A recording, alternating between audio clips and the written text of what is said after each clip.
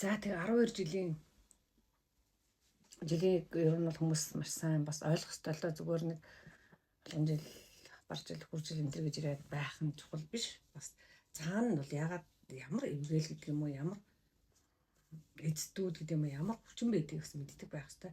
Ер нь бол жилийн эцдүүд, цаг хугацааны эцдүүд гэдэг ойлголт байна. Энэ ямар ч үстэй гэхээр за 60-ны эзэн байлаа гэхэд жишээлбэл ийм баггүй. Алтан загас гэдэг од өөрийнхөө тэнхилгийг нэг удаа бүтэн эргэх хугацаа 60 гэж байгаа. Алтан тэр загас од нь болохоор манай дэлхийтэй маш холбоотой.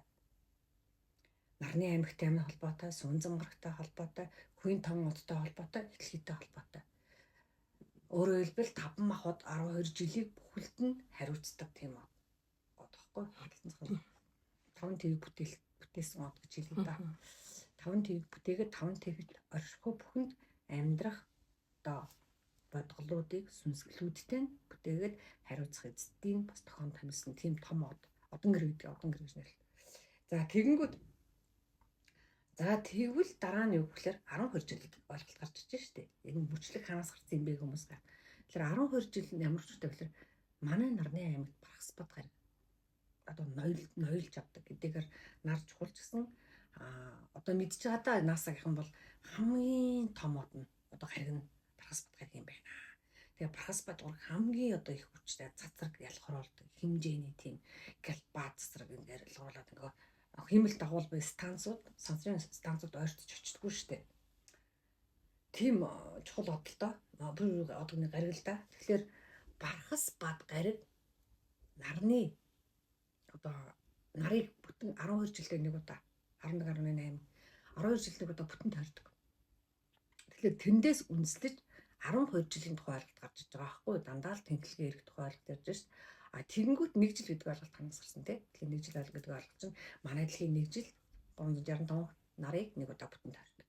Ингээ гарч иж байгаа. Гэтэл за сар гэдэг ойлголт гарч шээ. Тэгэхээр сар нь болохоор өөрийнхөө тэнхлэгийг одоо 1 сард нэг бүтэн тойрдог. За тэгээ иймэрхүү байдлаар бусад өдөр гэж ярихад манай дэлхийн өөрийнхөө тэнхлэгийг одоо яаж 24 цагт нэг удаа тойрдог. Гэтэл яг тэгэл цаашаа нэг цаг гэхэлэр тодорхой орон зай манай дэлхий дээр байгаа тодорхой орон зайнууд өөрийнхөө хүрдийг хасыг нэг бүтэн эргүүлдэг хугацаануудыг хэлдэг байна. Харин тэр нь салхины хасуу, галт улсын хасуу, далайн хасуу буюу хүрдүү гэдгээс хамаарат мөчөө, хормоо одоо минутуу, секундуу гэдэг ойлголт хэрэгдэв. За тэгэхээр цаг хугацааны цаана яг дандаа одоо тэнхлэг бүтэн эргэх ойлголт гэж ойлгох хэрэгтэй тийм. Тэгж ярьлаа шүү. За улирал гэлэхэд бас яагаад 3 сарын 1 улирал гэж байна. Энд чинь бас өөрөө нарны аймгийн тодорхой гаригууд одоо өөрийнхөө жишээл бууд гариг 90 хоногт өөрийнхөө тэнхлэг нэг удаа хэрэгдэг ч тийм. Иймэрхүү үндсэлтэйгээр яригддаг юм аа. Тэгж авсан байдгийг. За тэгэхээр ямар ч байсан гэхлээр хулган жилээс эхлэе. Яагаад ямар ч байсан цаг хугацааны ойлголтын тэнхлэг бүтэн эргэлтээр ингэ хэмжигддэг юм байжээ. Тэгвэл тэр цаг одоо тэр тэнхлэгийг эргүүлж байгаа эргүүлсний үдсээс одоо жишээлбэл манай дэлхийн Бархасбад гараг нарны аймгийн бүтэн ингээ 12 жил нэг удаа эргэхэд 12 жил гэдэг тохиогоор нэрлэлээ штэ. Хулган жил, өхөр жил, бар жил гэх тээ. Тэгэнгүүт нь тэр жилүүд нь одоо юутай холбоотой болохоор манай дэлхийн нарыг тойрох нэг бүтэн хугацаатай холбоотой болоо явчихж байгаа үстэй. Тэгэхээр ингэж ойлгоно. Ерөөсөө энэ яг жилийн эцдүүд бол илүү нартай холбоотой байдаг. Нарны гаригуудтай холбоотой байдаг. За ингээд тэгвэл хулган жил гэх тээ. Тэгэхээр хулган жил өөрөөр хэлбэл манай их дэлхийн манай энэ дэлхийн өлгийн өлгийг хариуцдаг байхгүй. Өөрөөр өлгийн эзэд гэж хэлэгддэг. Тэгэхээр дэлхийн хөр шорог бүрэн бүтэн байлгад хариуцдаг гэсэн. Амьдралтай байлгад хариуцдаг. Тийм хулган жилийн эзэдүүд. Тэгээд хулган жилийн хэн чин одоо нэг юу яасан. Манай би нэг ярьсан шүү дээ уртлын нэг юм дээр лайв дээр жил болгон тодорхой нэг усаатныг үндэстэн усаатныг эвгээж байдгаа. Тэгэхээр хулган жилийн энэ үлгийн эзэдүүд ямар үндэстнийг манай их дэлхийн ямар үндэстэн угсаатныг эвгээдэг вэ гэхээр Австрали төвийн уугуул иргэдэг жишээлбэл эвгээдэг.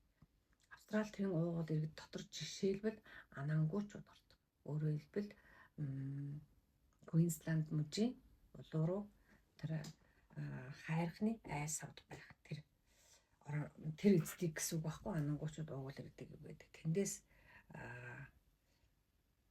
хулган жилийн одоо үрс их дэлхийн хүн төрлөختөн болж үрсэн болж хулган жилийн эзэдтэй хамтран яг дэлхийн хөрш орог бүрэн бүтэн байлгах гэдэг юм уу тийм үлдээ орших нь байна шүү дээ. За тэгэнгүүт энэ бас дахиад нэг юм ойлголт байна. Түрүүн ярьсанчлан тэнхлэгээ тойрж ирнэ гэдэг нь юу гэсэн үг вэ? Цөмөө тойрж ирнэ гэсэн үг. Бүх юм одоо ингээд бөмбөгч байсан буунах зүйл цөмөө тойрж ирж байна тийм үү? Гэхдээ гариг ирсүүд ингээд бөмбөг шиг хаашаа хамаагүй өнхөрдөггүй. Жишээлбэл манай дэлхийн эрхлээ гэхэд яаж н хойд өмнөд хоёр туйлынхаа завсар босоод тэнхлэгээ тойроод ингээд бүтэн эргэлт хийж штэ. Тэр шиг бүх гаригууд бүх нарны аймгийнхан нар хүртэл өөрөө ингээд босоод тэнхлэг буюу төвөө тойрж цөмөө тойрохдоо босоод тэнхлэхээ дагуу ирж байгаа. Хөвтэй тэнхлэхэд дагуу зарим нэргэн зарим босоод тэнхлэхийн дагуу ир. Ягаад гэвэл нарны аймгийн гаригууд чи өөр нэг хазай налуутай байдаг байхгүй. Сарчсан өөр налуутай манай дэлхийд 23.5 гэдэг налуутай. За иймэрхүү налуугаараа иргэдгийг хэлж байгаа. Тэгэнгүүт тэр за анангуучууд нь одоо эхлэхийн үлгийг хариуцдаг юм байна. Бэж тэгвэл тэр нөгөө түрүүний ярьсан цаг хугацааны төсвийн цөмийн буй тэнхлэгийн эзэдүүд гэдэг шүү дээ. Тэр хулган жилийн эзэдүүд манай дэлхийн өөрийнх нь тэнхлэгийн эзэдүүд байхгүй. Цөмийн эзэдүүд гэсэн. Тэгэл одоо энэ жилийн эзэдүүд жилийн одоо бурхад байна эзэд байна уу цаг хугацааны эдэр бүгдээрээ дандаа нэг цөм яригдана. Тэнхлэг тойруулж ирэхэд бол тэр цөмийн дагуух орон зай буюу цөм болоод хойд өмнөд туйлын дагуух тэр цөмийн босоогоорчийн орон зайд байрладаг гэсэн үг байхгүй юу? Тэндээс гарч ирж одоо дэлхийнхаа хөрш ороод амьтай гэдэг нь өөрсдөө оромлолтой байлгах гол үйл нь чиглэгддэг гэсэн үг шүү дээ. За тэгвэл дараагийнх нь хурж жил. Хурж жилийн юу хариуцдаг гэхээр их дэлхийн хэвлэл дотор үнцийг хариуцдаг. Тэгэхээр хэвлэл дотор үнцгээр моддын үнц, ой тайган үнц, удган моддын гэдэг нь хүч тайган үнцүүдийг хэлж байгаа. Илүү тийм гүн үнцүүдийг том хөвч тайгын доор байх моддуудын үнц маш урт штэ. Бүр доошоо дэлхийн цөм хүртэл. Өөрөөр хэлбэл яг тэр юу хүртэл дэлхийн одоо их хэвлэл дотор чинь хийхээ хоосон орон зай буй агуудууд байгаа. Байгалийн одоо хийнүүдийн сувг судлууд байна. Дахиад дээрэс нь нөгөө гүний ус буй хөрсний усууд байна. Тэгээд тэн дотор нь дахиад өвс ургамлууд буюу хөвдүүд жишээлбэл байдаг шүү дээ. За тэгээ ямар ч ингээд гүн тийм агуудууд руу очиж үзлээр тэр дээр нь байгаа өвс ургамл одоо том бүдүү моддын тэ нарийн моддын гэсэн үнцүүд ингээд мушгараал хатан завсартай хаттай хамт барьцалтаа доош ингээд ургаа явцдаг. Тэгэл тийм өндөр ингээд юунууд чинь ингээд харанхуй штэ агуунууд чинь. Гэхдээ дотор нь маш их тийм хөвдүүд ургацсан байдаг хадууд дээр. Тэгээд дотор нь бас нэг шанал болгоод урсж идэг штэ хүрхээ хүртэл байж идэг. Тэр дэлхийн дотор бүхэл бүтэн тийм амьдрал байна. Тэр амьдралыг одоо гэрэл гэгээр тэтгэдэг гол зүйл нь амин галаар тэтгэдэг амьсгалах боломжоор тэтгэдэг гол зүйл нь өөрөө энэ хөвчтэй моддын үндэс нь багхгүй юу тэр бүдүүн байна уу нарийн байна уу үндэсүүд нь аянга буулаа доошоо дамжууллаа дарны гэрлэр амьсгаллаа тийм үү босоогорчороо гэдэг юм уу мөчрөөрөө навчаараа салаараа амьсгаллаа доошоо голс бүдүүн модынхаа голоор доошоо дэлхий рүүгээ доошоо ингээд тал дэше юмсан салаалаад өгчихдээ тийм. Тэгэхээр үхэржил тэрийг хариуцдаг гэж ойлгох хэрэгтэй. Тэгээ үхэржилийнхэн болохоор яг одоо хаана байдаг гэхээр Аз, Европын тайгын нуруудаар амьдардаг. Аз, Европын Сибирийн ойгоо хэлж байгаа шүү дээ тий. Тэгэхээр энэ үхэржилийн одоо түрүүн анангуучуд гэдэг шиг үхэржилийн эзэдүүд нь болохоор эрэхтэй юугаар ирж байгаа. За би слайдууд ингээ өөр газар тавьчихвал сүүн замын амин хотоос ирдэг. Сүүн зам галактикийн амин хотоос ирж байгаа. Тэгмэгцээ юу яадаг. Их дэлхий дээр байдаг уугуул гол үндэстэн тугаанар. Одоо ойлгож байна уу? Дандаа уугуул үндэстэнгүүд болж. Яагаад гэвэл дэлхийн хөрш чорж хизээ бий болсон юм бэ, тийм үү? Энэ дэлхийд хөвчтэй хизээ бий болсон. Маш эрт байх гэдэг нь шүү дээ. Тэгэхээр маш эрт байсан гэхээр маш эртний одоо хүмүүс нь хэн байх юм? Ангатай гоо нөө уугуул хэрэгтлээ байгаа байхгүй. Уугуул үндэстэнгүүд. Нутагт төв их газруудад өөр уугуул үндэстэнгүүд байдаг. Тэр чинь цаанаасаа тийм нэг үүрэгтэйгээр хэдийгээр цөөнх болоод оршиж байна. Хэдийгээр одоо зарим нь одоо хөгжил бураад орж байгаа ч гэсэн тухайн одоо жилийн буюу бусад гариг ирсэн амны эцэдтэй хамтраад их дэлхийн хөрш хороо өвс ургамал одоо зэрэгэл бүхэн бүтэн байх үлдээ байна цаавар. За тэнгүүд баржил. За баржил болохоор их дэлхийн эрдэнэсүүдийг эвлэж оршдог. Дэлхийн эрдэнэсүүд дээр жишээлбэл нефт орно. Нефт юу хоёроор ийм харилцаа гэдэг. Нефт байж ээж гэмээр хөрш хороо говьуд байдаг. Дэлхийд говьуд байдаг. За дахиад энийг одоо жишээлбэл дэлхий ингээд үргэлж төмдөө ингээд шаталж явагдаж байгаа шүү дээ. Цөмийн гинжин оруулаад явагдаж байгаа цааш. Тэгж үйжж нөгөө одоо машины ингээд мотор яг машин бензин идчихэж машины мотор эргэлдэж тийм машин урагшаа явж дугуй нэрэгчээд ялгаагүй онгоцч тэр ялгаагүй галт тэрэгч тэр бүгд ер нь бол ингээд мотор янз янзын моторууд дандаа л тодорхой хэмжээний цалгаан тэгээд дээрэс нь чадах туслах материал гэдэг шиг хэрглэж ээжэж урагшаа явдаг. Гэтэл манай дэлхийд юм ингээд цалгаан явж залгацсан байхгүй тийм үү? Өөрөө шатааш нэг уурын галт тэрэг гэдэг шиг элчит тэрэг гэдэг шиг өөрийнхөө нэг өөргөш одоо туслах материалаар өөргөө шатаадаг тэр туслах материалын нэг нь нефт байхгүй. Өөрөөр хэлбэл нефт шатлаа. Нефт шатаад тэнд байгаа нэг моторыг дэлхийн одоо дэлхийн бүтэн өрөөр нь эргүүлэхэд дэлхийн мот хойд өмнөд тулан дэлхийн моторын сойз гэж үнэнлээ. Тэгэнгүүт тэн дээр яаж хоёр талаас нь гариг иргэсийн эрчим гэрлэлт тусч ин мөн дэлхийн өөрөө тэгэд эрчим гэрлэлийг авангаа яг одоо өөрийгөө зөөлөн алгуурхан ингэж эргэхтэй дотоод шатлалтыг бий болгохдоо нефтийг ашигладаг. За тэгэнгүүт нефт тэнд нэгэнтэй л нэг нефт шатж байгаа юм чинь бүх химик ер нь ямар ч бодис шатгаар нь анхдагч руугаа шилждэг. Тэгэнгүүт нефт шатлаа гэхээр нөгөө нефтээр байгаа ус нь ашаан нь тодорхой хэмжээр уур олон тэдэн доош нь нефтэн тосон шатаад дуусна тийм үү туслаа. Ингээд бутаа болтогч юм ингээд галтуулын тоогоор цойлоод гарч байгаа тэр галан утаанууд тортгууд байна шүү дээ. Энд чинь болохоор нэг тэр шатсан нефтийн буюу юу байхгүй тоснаас гарч байгаа зүйл. Гэтэл уурдтай төрөө бий болж гарч байгаа. Тэр уур нь яадаг гэхээр яг энэ говьудын дор очиж далай болц холдордог. Ер нь том говьудын дор дандаа далайнууд байгаа шүү. Одоо говьдлахаа гэлтэхэд говьд яаж гүний том устай гэл тэрийг ашиглаж штэ. Яг тэр шиг та нар ингээд элсийг ухаад ингээд авах юм бол доош чихтэй байгаа. Ямар ч нэг ингээд харахад ингээд хуурай те. Жохон доош хунгууд чихтэй, бүр доош хунгууд их чихтэй. Тэгээд говь малчсан бас нэг яадаг. За ямар ч байсан тийм зүг тогтол байдаг. Тэгэхээр нефтийг хариуцдаг. Нефтийг хариуцсангаа говийг бүтээлцэж, говийг бүрмөтөн байлгаад хариуцдаг. Хуржилийнхэн баржилийнхэн. Тэг баржилийнхэн буруу ирж шүү тийм үү.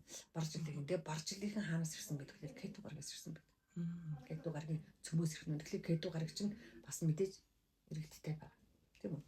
Дээрээс нь нөгөө цөмтэй байна. Тэгэхээр тэр цөмийн эцдүүд бар цагийн эцэд болж манай дэлхийд ирдэг гэж ойлгоо. Тэгээд тэдний эвгэл дүрсэн одоо бас нэг дэлхий дээр нэг уугуул иргэд байгаа шүү дээ тэдний. Тэдэр нь болохоор юу? За яаж гараа. Индианчууд байхгүй. Индианчууд. За тэгэхээр баржилын үрсэн индианчууд гэдэг ойлгож байна. Индианчууд байж ах дэлхий дээр нефтийг гэдэг юм уу эрс байлгийг дээрээс нь говийг бүр бүтэн байлгах гэдэг одоо сүнсээрээ эртм ухаанаараа оюун бэлгээрээ тэр үлээ хийж оршдог. Цаанаас нь баржил цагийн эзэдүүд буюу кету гаргийн цөмний амны эзэдүүд тусалдаг гэдэг. Тэгж дэлхий бүтсэл байхгүй та юм хоорондын хамааралтай юм биш ч тийм баржилч өөрөө юм ассан амтан тэгэл илсэн зүйл гол лав гэл тийм лав тэнгууд нефт чинь тийм тэнгууд кету гарч чинь галан гарч тийм тэгэл аюуж бол бүх юм нэг амин чинь дараа ижлээ л тийм чим хэмээр иж. За дараа нь туулаад жилийн тухайраа. Туулаж жил болох манай дэлхийн намгуудыг ивгээж намгуудыг хариуцдаг.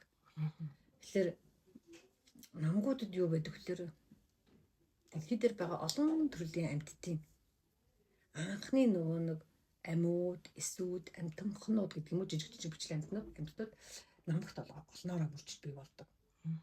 Тэгэхээр намгууд бол тэдний өссөн одоо үржих дэлхийн одоо инкубатор гэнэ үү, хүлэмж гэнэ үү, те өргөө гэнэ үү. Ямар ч үсэн тэр. Тэгэхээр туул ажилд намгуудын үлрийг идэвчдэг, ан амьд жижиг бичлэг ан амьд тийм өсвөн амьд олноор бий болдгоо гэсэн утгатай байхгүй юу? Цаана. За тэгэнгүүт дахиад туулай жилийн эцэст нь ханаас ирсэн байт лээ. Ханаас ирсэн байж болохоор бас Бадгаргийн цөмөөс ирсэн. Хамгийн чухал гаргаас нөгөө 12 жилийн өмнөс нь нөгөө хөргөлтийг бий болгож байгаа. Бархас Бадгарч угаасаа усан гаргасан болов уу гэж бодлоо. Яалаа гэж нөгөө намг гэхээр амьтдыг бий болгож байна. Нам дотор ч маш олон тосууд, эрдсүүд, шимгүүд, давсууд, хужрууд бүх төрлийн түмэн бодис чинь бийж байгаа. Түмэн бодис дотор олон намгийн олон амьтад бий болно доо. Тэгэхээр цаанаа бас утга учиртай шүү тийм аа. За. Тэгэхээр туулай жилийн одоо их дэлхий дээр байдаг үснэ цаатангууд. Яагаад цаатангууд энэ дэлхийд заавал байх вэ? Яагаад тэр цаатангууд өөрийнхөө үндсэн солийг орхихгүй гээхгүй тэр хөвч тайгатай амьдраад байгаа. Тэд ингээ яагаад хот суурнждаггүй. Бид нар ч гэсэн одоо барьт зүүнтэй баруун тайхан гэл цаатангууд байж ингээд Орсын цаатангууд тэр Алтай нууны цаатангууд тэр цаатан их вэ штэ хоошоо сахаа манжуур өндөр гэл хоошоо бүх цаатангууд маш ихээр амьдарч штэ. Тэдний үүрхэн тэр баг. Тэгэхээр тэд амьдарч байгаа хэвээр тэдний соёл устж болохгүй тэдний одоо ихтгэл үнэмшил гэдэг юм уу бөмбөргөл байгалийн хайрлах тэр хайр зам заншлаг болохгүй байхгүй. Дэлхийн төлөө яаж нэгэн амьтны үлгий байх болох гэж байна. Түн бэцэг хамгаалагч нар тийм бидний хамгаалалт үүсгэж нар. За тэгэнгүүт дараа нь лууж. За луужил дэлхийн жалгуудыг эвгээдэг буюу хариуцдаг. Тэгэхээр дэлхийн жалгуудад болохоор яадаг вэ гэхээр илүү галан мах бодтой цэцгсүүдийн өрөөд үр хөврлүүд хэлхсууд гэдэг юм. Тэд ихээр одоо тэнд оршид тэндээс нөгөө өвсдөх чадвараа авч байна. Тэгээд яг энэ галан мод хотын цэцгсүүд чинь жалгуудаар сулдар тэндээ ингээ өснө торнж ингээ хаж тийм хад чадамд ингэж одоо эвгэгдэж явж байгаад тэнд хурсан нөмөр нөөлөгт тийм жалган давтаж нэг яаран салхи мэлж шуураад байхгүй шүү дээ. Тэгээд нөмөр нөөлөгт нь одоо өсөг торнолоо. Тэгээд яг салхиар зөөгдөөд нөгөө галтуулсан айсаа утардаг. Галтуус чинь ингээд одоо бид нар ингээ галт хөлгөд ингээ үг тодорхой үргэлжил зоргол ч юм уу мод ч юм уу ингээл те цуцил ч юм уу хийж гал хасж шүү дээ. Тэр шиг галтуус чинь бас адилхан доороосооч дээрээсээ ч ингээ шаталтаа авах. Дээрээсээ шаталтаа авахд салхи очоод тулрал салхи тэгдэлээ гэж бодъё. Одоо жишээлбэл салхи байлаа гэд бид нар ингээд чүзэн зураад галаа асаагаад ингээд цогсож байхад салхи тавихлаар сайхан дүрлцэж астдаг шиг мод нь байхгүй л гिचний салхи бочоод нь тасахгүй. Тэр нөгөө нэг галт цэцгсүүдийг, навчсуудыг, мөчрсүүдийг тэгээ сахал үс цэцгч аяг сахал үстэй шүү дээ. Тийм. Одоо сахалыг хялгасаадтай тий. Тэр тоосон цуудыг авиж тэнд өгч гэж үргэж галыг интгэж уушдаг. Тэгэхээр луунууд илүү тийм галтай л дүрслэг зэтгэлтэй галтлууд илүү өрсөлдөд байдаг шүү. За яг утган тийм шүү тэгээд. Луу жилийн эцдүүд хаанаас цагийн эцдүүд хаанаас буюу жилийн хаанаас ирэх юм бэлээ? Санжир гаргийн цөмөөс ирсэн. Цөмийн амин дотроос ирсэн. Хүмүүсээс санжир гаргийг мэдэх байх санжир гаргч маш том цаглаан ингээ соронзон маш олон давхар том бүслүүртэй шүү дээ. Тэр хэмжээгээр нэгдүгээр хатуу тийм хамгаалт хяналтанд дор байдаг гэж хэлж болно. Тэр олон бүслүүрч хамгаалж байгаа нэг талаас нөгөө талаас маш соронзонгч юм нэр өндөртэй тэгээд хүчтэй гараг л да. За их том гараг. Загамсан тэндээс ирсэн. За тэгээд юуны луу жилтнүүдийн эвгээлтэй үс сад энэ дэлхий дээр тэдний үүргийг биелүүлдэг үс сад нь ямар хүмүүс байдаг вэ гэхээр Америк твийн уугуул иргэд болох нигерүүд. Нигер. Бид нар харууд гэдэг нэрлэдэг тийм. Тэгэхээр нигерүүд байх нэ. За дараагийнх нь морин жил болохоор гол үүрэг нь Зүгээр эхлэхэд дээр байгаа хүн төрөлхтнийг хариуцдаг. Эвгээд гол өргөн хүн төрөлхтнийг нөө монхруулахгүй байх.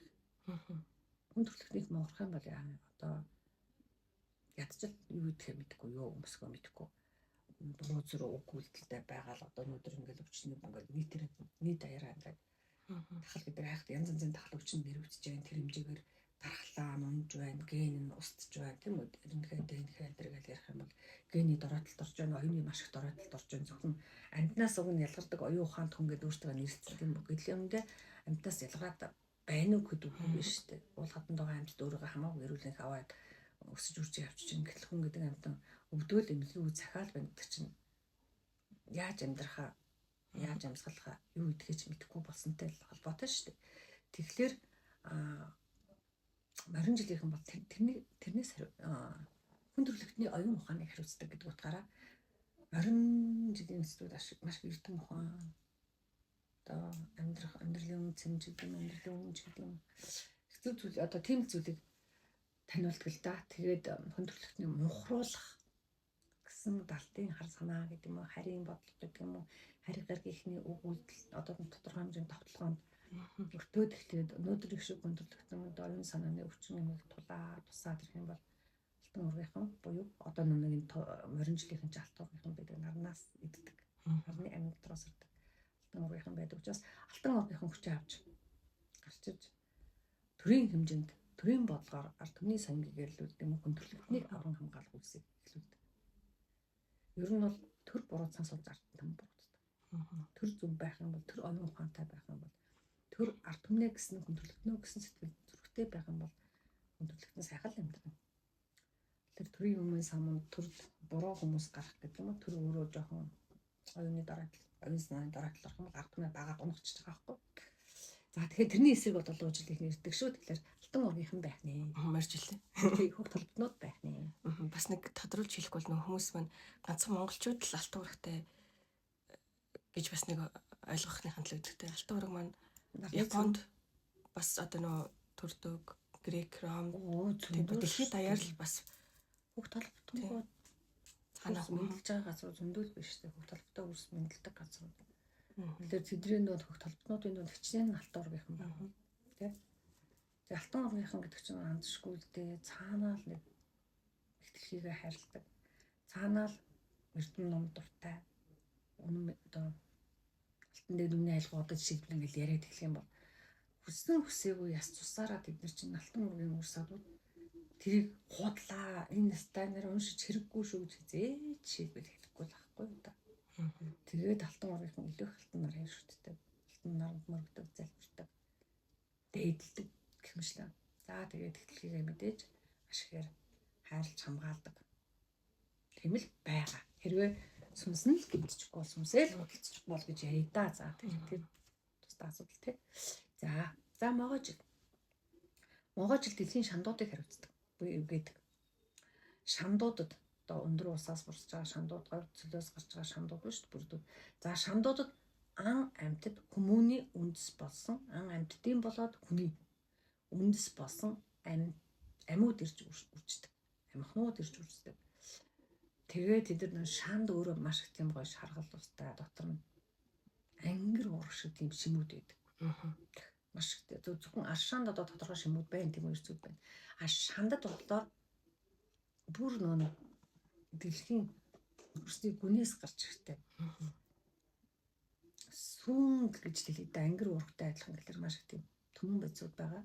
Төмөн байцууд байхаар шандууд их тийм шаргалтай өнгөтэй байдаг. Тэгэхээр тэн шандад болохоор маш чухал одоо сүүн үрсэн гэх юм уу? Сүүн амьтдын сүнс эрчим энерги ам тийм зүйлүүд нөгсөн үржид тариндаг. Тэгээд тэндээсээ нэг шанд дотроо урсаж шандын урсан дотроос ундаалж тэндээ бөөлөж ингэж байгаад мэдээж цаг хугацааны хүнд одоо яадаг үлээ ялаа байхгүй ч гарчаа томорчдөг. Тийм үү юм уу байхгүй ч хэдхэн өнөдөр томорчдөг. Тэр шиг нөгөө жижиг амьтд чинь шандныхаа усан дотор байж байгаа гэсэн томроо тэгээ нисээд гэдэг нь дэрвхэн дэрвэдэсгүй зүлгэр руугаа шилжиж аршаанаараа дамжаад ус голдмор руугаа очиж зарим тэгээ жарахаа болоод ингэ явчихж байгаа шүү дээ. Тэгэхээр тэр байхгүй нэг тэрийг нөгөө хариуцдаг. Тэгэхээр энэ айс авдаг Ямар одоо уугуул иргэд дэлхийн ямар уугуул иргэд хариуцдаг бэ гэхлээр хойд мөсөн далайн уугуул иргэд буюу одоо бидний хамгийн сайн мэддэг жугчааг. Тэгээ ганцхан жугчааг биш ээ, тэнцэн бус олон Якутск одоо саахачуд хүртэл орно. Ивэнхэнүүд орно. За ямар ч байсан төлөөлөн жугчааг ярих юм бол хүмүүс их сайн мэддэг учраас би нэг гол төлөөллийн л яриад байгаа шүү дээ. За дараагийнх нь хонжил. Тэгээд нөгөө юуны хэмж болгоч та. Тэгээд могоо жилийнхэн болохоор сарны цөмийн амьтраас ирдэг.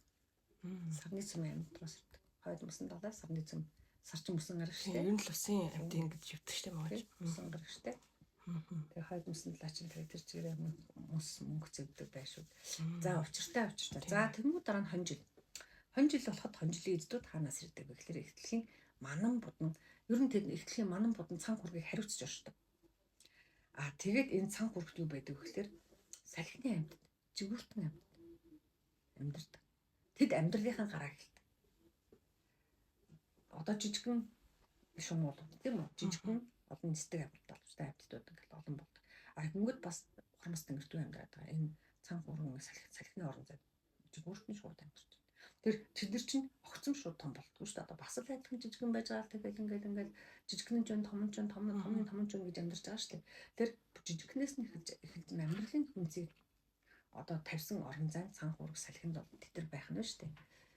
Тэгээд энэ орон зайг дэлхийн одоо цанх ураг жавар хүдэнгийн уугуул иргэдүүд жишээлбэл төвдүүд хамгаалдаг. Цасны орныхан, жагрын орныхан төвдүүд хамгаалдаг байна. Тэгэхээр уугуул төвдүүд гэж ярьж байна. Тийм энэ цагийн төвд гэхээс илүү уугуул төвдгийг ярьж байдаг шүү дээ. Тэгэхээр мэдээж дотор нь төвдүүд байрлага тийм. За тийм хариуцдаг байгаа. Магадгүй тэгээд дэлхийн хамгийн улс тийм байдаг ч гэж болох юм. За ямар ч байсан тэд дэлхийн ван гарагийн цөмөөс ирсэн. Хонжилийнхэн. За дараагийн бичил. Дэлхийн цас мөс мөнгө цэвдгийг хариуцдаг. Бичлийнхэн. Өөрөөр бичин жил гарлаа гэхэд яаж вэ? Дэлхийн цас мөс мөнгө цэвдийн орон зайг ариусгахны сэргээх нэ. Тэнд амьдарч байгаа амьдралыг бүрэн бүтэн болгох нэ гэж ойлгож штэ. За тэгээд мөнгө цэвдэгт болохоор мөсний амьтад иржин амьдрал нутагчдаг тийм орон зай. Тэгээд эхлэхийн тэд нар нэг дэлхийн цөмийн амийг одоо мөнгө цэвдэг гэдэг чинь яах гэж дэлхийн ингээд тодорхойлсон дотор хэмжээгээр байгаа гэхэлээ дэлхийн цөм магма шингэн цөм хатуу цөм тийм үү завсрын тусгаарлах бүс тэгээд дээр гадна нэг лавын давхаргууд энэ болгоны чинь гадуур мөнгө цэвдэг бэжэж тэр дулааныг тэр элчийг тэр цөмийн эрчим энергийг дэлхийн одоо бидний зүрхэн дотор байгаа уршиж байгаа цусыг гэдэг шиг дэлхийн тэр амьдралыг хамгаалж байгаа гадуур мөнгө цэвдэг. Тэгэхээр тэр утгаар нөө дэлхийн цөмийн амийг сахин хамгаалдаг хадгалан оршдог одоо байгаа бичлийнхэн. Тэгэхээр энэ айсавд ямар иргэд одоо энэ бичлийнхэнтэй хамтарч дэлхийн мөнгө цэвдэг мөсөн цас мөсний орон зай хариуцдаг гэхлээр цасны хүмүүс гэгддэг дээ. Одоо нэг дээр үед дэлхийд ингээд цасан хүмүүс байсан юм байна гэд түүх домог ялангуяа Скандинав орны улсуудад зөндөө байгаа. Тэгээд одоо ч цасан амьд тэр айхтар тундрын цасан мөсөн донд амьдтууд байж л юм тийм үү. Тэрийг нэг байдгийг бэлгшээгээр нэг өвлийн үгэн авдалцсан одоо гүнжнэр цаа тийм. Тэрэл ингээл домогч байна. Шинжилгээ баярч болж штэ хамгийн хөлтөөд. За тэгэхээр тэр цасны хүмүүс гэдэг Скандинавын уугуул иргэд. Жишээлбэл энэ төр Сами иргэд ордог. Тэнд Норвег руу, хойшоо Швед руу, Норвег руу амьдраад штэ бүр хамгийн хойд хэсэг рүү. Тэр байхгүй. Тэгэхээр бичлийг болоход энэ цас мөсний айсавыг одоо амьд ирчмээр амьд амьдралаар дүүрэн байх гэдэг. Ирэхэд энэ урсных нь бүлхэрэг бас дэлгэрдэг гэсэн үг байхгүй юу? Тэр соёлоо дэлгэрүүлдэг, өвөө дэлгэрүүлдэг, тодорхой хэмжээр өөртөөжсэн сэргдэг ч гэдэг юм уу те. Одоо ингэж штэ за алтан нарнаас нэг гал моринжлыг хийх гэж ингээл алтан өргийнхэн өвлөрөг дэлгэрнэ гэж бүгд баясж байгаа шиг. Одоо тэр улсууд бас энэ бичил гаргалаар бас баясж хөөрж одоо уугуул газар нутгаа илүү хайрлаж хамгаалдаг ч гэдэг юм уу те. Цас мөсний одоо олон баяруудаа өргөн дэлгэр тэмдэглэдэг ч гэдэг юм уу. Тэгж явна л да. За дахиад л манай дэлхийн тэнгисийн аршааныг хариуцж байдаг. Манай дэлхий дээр байгаа олон тэнгисүүдийн ус аршааныг хариуцсан хамгаалж. Тэгээд тэнгисүүд дотор явахлаар аюу шүрэн байгаа шүү дээ. Шүрэн амьтад урамал тэгээд шүрэн амьтдыг өснө торнох урган төлжих амьдран мөнхрөх боломжийг олгосон олон шүрэн бутууд гэдэг юм уу арлууд байж байгаа. За тэрийг хариуцаад тэгээд тэр шүрэн айс савуудыг шүрэн арлуудын айсав тэнгисүүдийг би яг шүрэн арлаар жишээ авч ирээд байна шүү дээ. Өөр газрууд гэсэн шүрэн бас арлууд бас байгаа шүү дээ тэнгис дотор. Тэгэхээр тэр одоо тэнгисийн орон зайд амар амгалан амьдралыг одоо бий болгодог хариуцж идэг байхгүй цагаараа. Тэгэхээр дахиад жил гарах юм бол илүү тэнгисийн амьдрал одоо дэлгэр дүүрэн болно. Тэнгис дотор байгаа амьд одоо өрчөнд төлчих нэ. Одоо эрчим энергийнхаа төвшөнд аршааныхын усны ариун цэвэр байдал одоо амьд галтай одоо цэвэр ариун тансаг одоо эцэстэй байдал тэр нь сэрэмгсэн үг байхгүй. Утга нь за тэгэхээр энэ айс хавийг дэлхийн анхны жинхэнэ иргэд Мадагаскар. Дэлхийн анхны жинхэнэ иргэд гэдэг жишээлбэл хүмүүрээ ус буюу Майяч болдог. Майяч ордог байх нь шүү. За тэгээд Мадагаскар дээр бас орно штэ. Би нүн хамгийн том төлөөллүүдийг хэлээд байгаа штэ.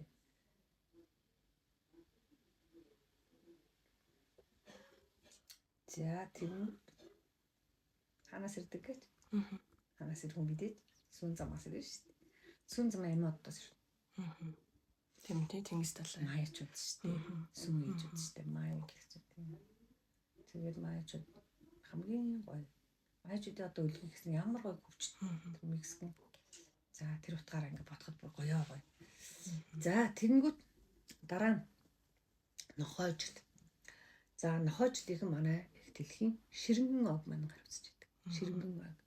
Тэгэхээр тэр ширэнгэн ог маань хариуцахаас гадна тэнд байгаа амьтдын одоо үйлдвэр угсаа үгүй болохоос сэргийлж үндэс угсаа хариуцдаг. Өөрөөр хэлбэл ширэнгэн ог манай дэлхийд эрт байсан, одоо байсан хожимч байх ёстой. Маш олон тийм уугуул амьтад. Их язгуур болсон амьтад байхгүй. Тодорхой ингээ хувьсалд ороод өөрчлөгдлөө гэж бодъё тийм үү.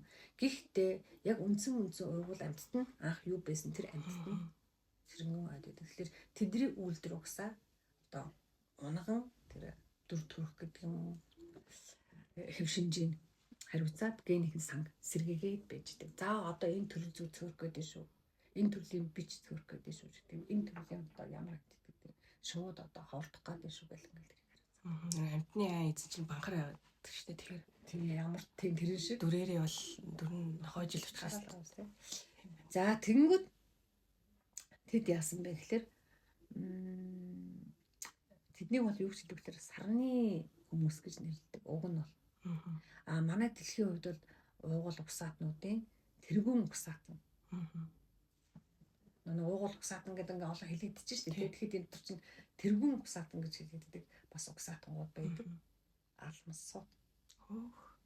Тэгэхээр энэ цагийнхаар гэдэг бол нэг алмасууд бол энэ цагийнхаар бидний алгалтаар 33 манай 33 говьд байдаг шар эмэд говийн шар эмэд гэж үүдэг. Тэ? Тэгвэл тэр эмэд байхгүй.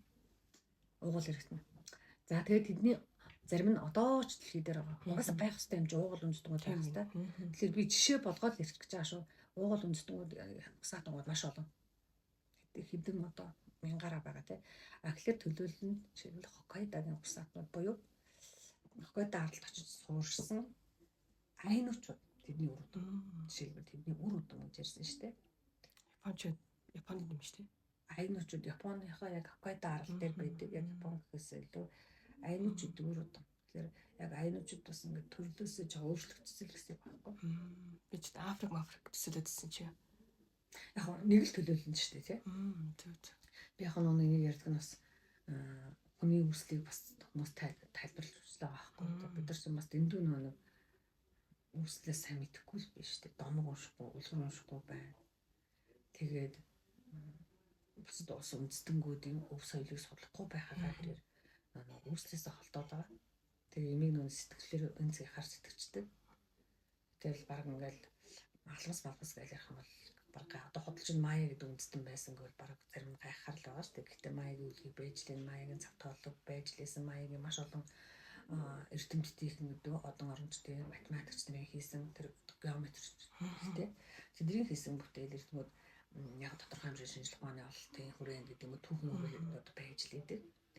Байж л байгаа. Одоо шүтлгээрээ бас байж байна. Шашинчгоор нь бас их хэрэгтэй энэ нэг эртний төгсөлийг маш ихээр агуулгад хадгалаад үзсэн байдаг юм байлээ.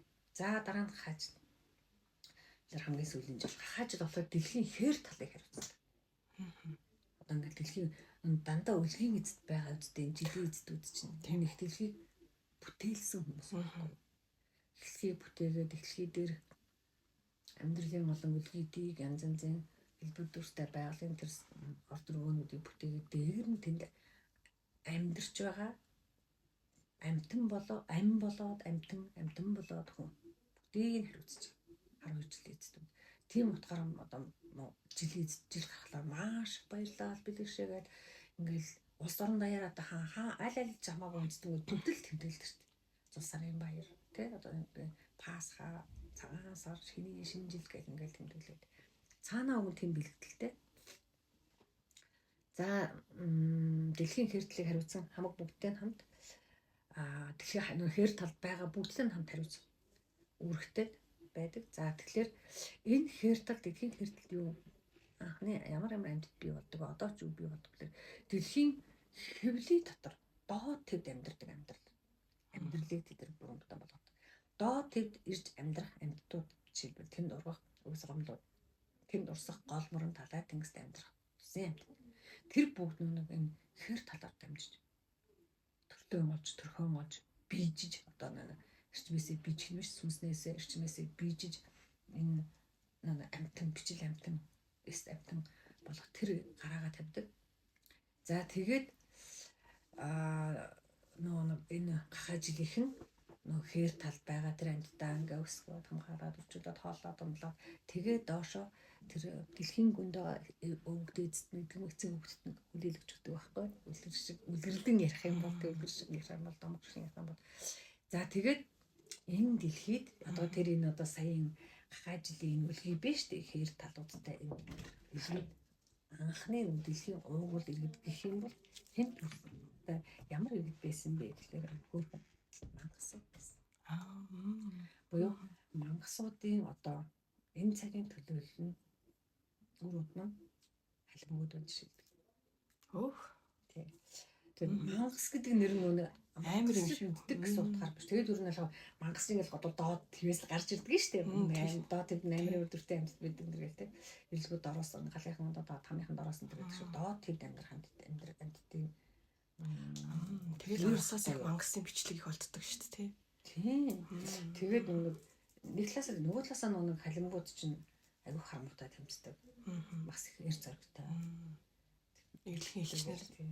Одоо их л олон юм ямар ч гэсэн халимгууд чинь нэг жангаар туйсан буй зүүн гарынхны хэмжлэн шүү дээ. Зүүн гарынхны нэг явсан тэд чинь нэг ойртол бас үндэстэнгүүтэй тагаад байсан аюу тийм нэг цусаан эцээ хүртэл тэмцэж чаддаг их орончнор ихтэй их орончнор.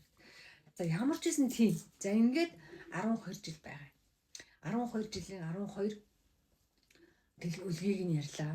Тэр үлгэдүүдэд үүсэн амьдралын тухай ярьлаа. Амьдралын тухай ярьлаа. Тэндээс үүсэлтэй хүнийг ярьлаа. Хүмүүсийн уугуул иргэдийн ярьлаа. Тэгээд өнөөдөр тэр уугуул иргэдийн үр удан адилхан жилийнхаа одоо эвгээл дор номер 0-дор үйл хэрэг хийгээл явж байгаа. Тэгээд гахаа жилийнхэн чинь болохоор нэг 70 гаргийн амнаас ирсэн. Нохой жилийн эцдүүд болохоор анх угаагийн амнаас ирсэн. Гэт ингээд нөгөө л ингээл жилийн өвдүүд бол ингээд нараал тойрно. Ягаад гэвэл нөгөө нэг жилийн тухай ярьж штэ. Хэрвээ би 60-ны тухай ярих юм бол би нарны тухай ярихгүй. Сүүн одоо юу гэрнэ? Сүүн зам хүн 5 од. Тэгээд алтан загсаалтны тухай ярих байхгүй. Тэр том төвшөнд ярьдээ штэ. Хэрвээ би жил яриаг сар ярьжсэн бол саран гарагийн тухай болоод их дэлхийн тэнгисүүдийн тухай ярь. Аа. Хэрвээ би өдрийн тухай ярьж байгаа юм бол дэлхий дээр байгаа Эрдэнэсийн орон зайдын тухай ярих. Гэт ингээд 20 орон зайдын тухай ярих байхгүй. Тэгж явдгийн штэ. За энэ дээрээ үргэлжлүүлж ярих уу яах вэ? Тэгээд нөө нэг ийм нэг одоо жишээлбэл хүмүүс за энийг шинэ гар сэдвээр ярив. Яагаад гэвэл би одоо жишээлбэл за жил тэгдэг юм бэ. Тэгвэл жилийн өмнө дандаа махбодод байгаа шүү дээ. Хөх ч юм. Улаан улагч юм, цагаан цаг. Тэр л нь ямар ч үстэй би нэг жишээн дээр ярих гэж бодож байгаа байхгүй. Аа. Маш сонирхолтой. Дараа уулзъя те. За part 2 хэсэгтэр жилийн өнгийн талаар махбодын талаар ярилцгаа гэж хэлж байна.